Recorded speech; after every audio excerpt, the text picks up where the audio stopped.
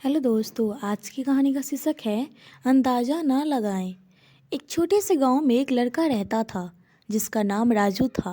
राजू बहुत ही बुद्धिमान और मेहनती था, लेकिन वह बहुत ही शर्मीला था। वह किसी से भी ज़्यादा बात नहीं करता था।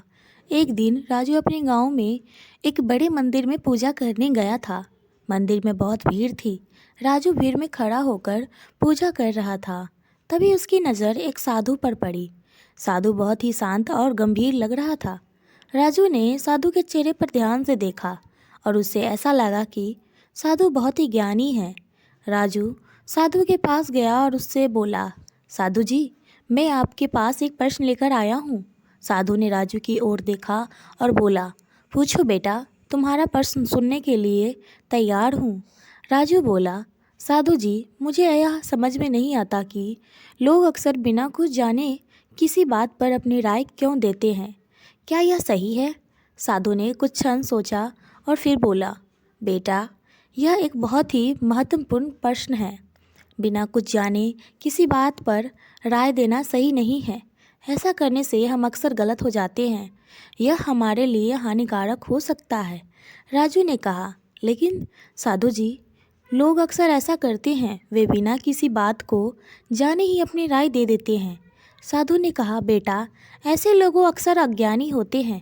वे जीवन के अनुभव से नहीं गुजरते होते हैं, इसीलिए वे बिना कुछ जाने ही राय देते हैं।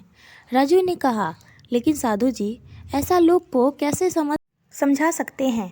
साधु ने कहा, बेटा, ऐसे लोगों को समझाना बहुत मुश्किल होता है, लेकिन हम कोशिश कर सकते हैं।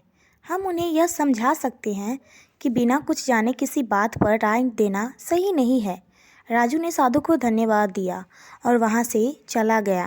राजू ने साधु की बातों को ध्यान से सुना था। वह समझ गया था कि बिना कुछ जाने किसी बात पर राय देना सही नहीं है। उस दिन से राजू ने यह ठान लिया कि वह कभी भी बिना कुछ जाने किसी बात पर राय नहीं देगा। वह हमेशा सोच समझकर ही राय देगा।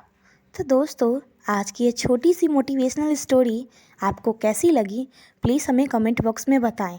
कहानी पसंद आए तो प्लीज़ चैनल को लाइक, शेयर एंड सब्सक्राइब करें।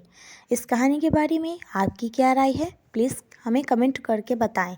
बेल आइकन को दबाना ना भूलें ताकि आपको नई अपडेट मिलती रहे। तब तक के लिए धन्यवाद।